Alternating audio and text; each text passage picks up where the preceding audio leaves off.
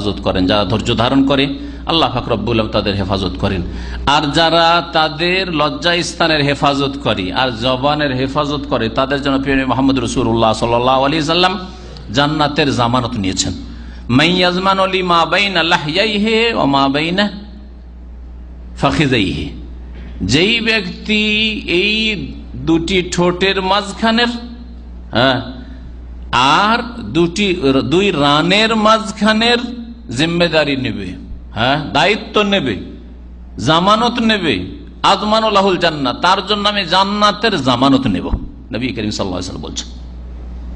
আপনি ভাষা কন্ট্রোল করেন একটা দিক মুখে, আর একটা দিক হচ্ছে এই মুখ দিয়ে পানাহার হয়, হারাম খাবেন না, হারাম পান করবেন না। আর দুই রানের মাঝের জায়গার হেফাজত করেন, মানে যৌন চাহিদার হেফাজত করেন, হারামের দিকে কখনো যেন না। তাই রাসূলুল্লাহ সাল্লাল্লাহু আলাইহি ওয়াসাল্লাম কিসের জামানত নিয়েছেন?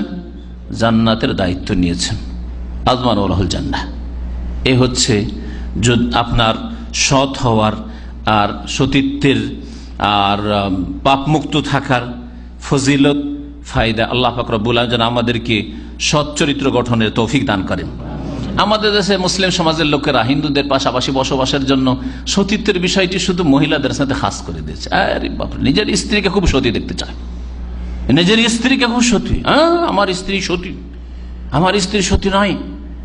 আর নিজে যে কত অসৎ, আর কত যে পাপে লিপ্ত হয়েছে, আর কত পরিবারের নারীদের ইজ্জত নিয়ে ছিনিমিনে খেলা করেছে, আর কত প্রেমের বাজারে ঢুকেছে।